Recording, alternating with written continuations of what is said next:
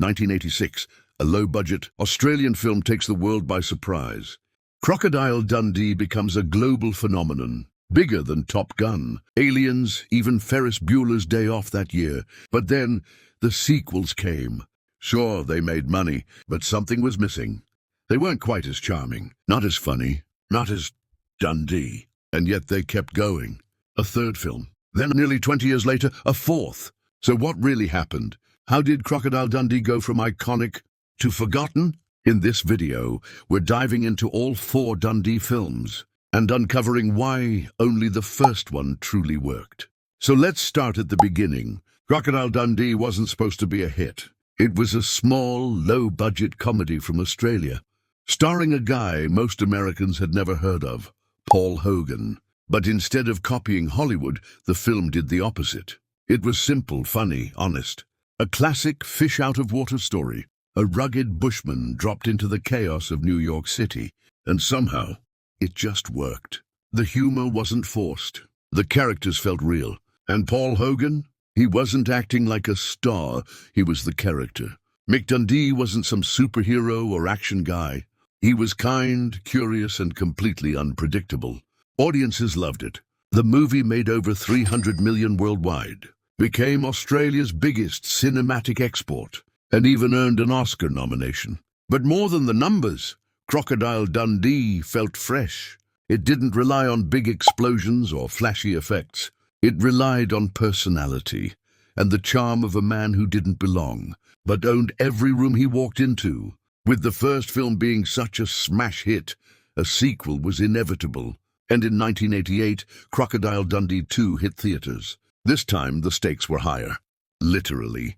Instead of a romantic comedy with culture clashes, we got gangsters, drug cartels, and action scenes. The story? Mick and Sue get caught up in a dangerous situation and end up heading back to the Australian outback to turn the tables. It was bigger.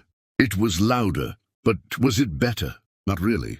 Don't get me wrong, the movie still did well. It made a lot of money, but something felt off. The charm of the first film, the quiet moments, the small jokes, got lost in all the action. Mick Dundee was no longer just a bushman in the big city. Now he was kind of an action hero. And while fans still showed up, critics were less forgiving. It was entertaining, sure, but it didn't have that same magic. 13 years later, he came back. Crocodile Dundee in Los Angeles was supposed to be a nostalgic return, a feel-good sequel for old fans. But by 2001, the world had changed, and unfortunately Mick Dundee hadn't. This time, the plot takes him to Hollywood, where he uncovers a suspicious movie studio. Sounds fun, right? But the truth is, it felt dated. The jokes didn't land. The pacing dragged. And Paul Hogan, now pushing 60, seemed like he was playing a version of Dundee. Not being him, the film tried to recapture the magic of the original, but instead it felt like a parody of itself. And audiences noticed. The box office numbers were low. Critics were brutal. It wasn't just that the film was bad. It felt unnecessary. A sequel no one had asked for. Trying to revive a character that belonged to another era.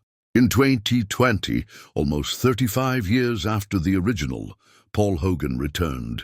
But not as Mick Dundee. Instead, we got the very excellent Mr. Dundee. A bizarre meta-comedy where Hogan plays himself. The idea? He's a retired actor living in LA, constantly getting into PR disasters and trying to restore his reputation. Think Curb Your Enthusiasm meets Crocodile Dundee. On paper, not a bad concept. But in reality, the film was a mess. The humor was awkward. The tone was all over the place. And most people had no idea what the movie was even trying to be. Was it a comeback, a parody, a farewell? Nobody really knew.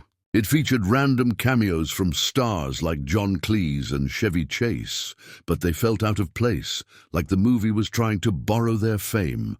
And the worst part? It wasn't even about Mick Dundee. Just about a guy who used to play him. Audiences barely noticed it. Critics mostly ignored it. And just like that, the final Crocodile Dundee-related film faded without a splash. It was a strange, confusing end to one of the most iconic Australian characters in film history. Paul Hogan never set out to be a Hollywood star. He was a bridge rigger with no formal training who became a household name by making people laugh on Aussie TV. And then he created Mick Dundee, not just as an actor, but as a writer and cultural voice. He insisted on keeping the Aussie slang, the laid-back tone, the unpolished charm. And when the first film took off, he didn't try to reinvent himself. He didn't become a franchise machine. He stayed grounded, maybe too grounded for the Hollywood system. But that's exactly why the original worked. Dundee wasn't a concept built by executives. He was a reflection of Hogan himself.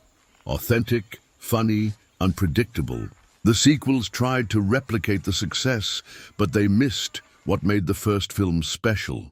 It came from someone who lived the character, not just played him. And in the end, Hogan's real legacy isn't just Mick Dundee, it's showing the world that honesty and heart can go further than any knife ever could. Even if the later films struggled, the legacy of Crocodile Dundee is undeniable. The first movie didn't just entertain, it defined how the world saw Australia. Suddenly, crocodile hats, outback slang, and giant knives were everywhere.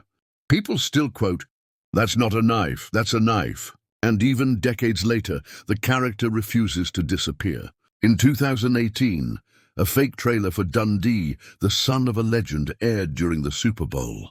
With Chris Hemsworth and Danny McBride. It wasn't a real film, but it got millions of views. Why? Because people still care. And Mick Dundee became more than just a character. He became a symbol. A reminder of a time when a single movie could charm the entire world. Without CGI, without franchises, just one man and his giant personality. So why did only the first Crocodile Dundee work? It's not just about better jokes or a tighter story. It's about timing, about authenticity. The original film felt honest. It didn't try to impress anyone, and maybe that's why it did. It was a story built on charm, not spectacle. But once success hit, the sequels couldn't help but chase it. Bigger budgets, bigger cities, bigger plots. But somewhere along the way, they lost the simplicity. Mick Dundee became less of a character and more of a brand. And no matter how many cameos, explosions, or reboots you throw in, you can't fake the kind of magic the first film had. Because Crocodile Dundee wasn't just about Australia or knives or the outback. It was about a guy who didn't quite fit in, but somehow made the world feel more connected. And that kind of story, you only get once. Which of the Dundee films do you remember most? Drop a comment below and let me know what you think made the first one so special. And if you want more deep dives into movie legends, hit subscribe.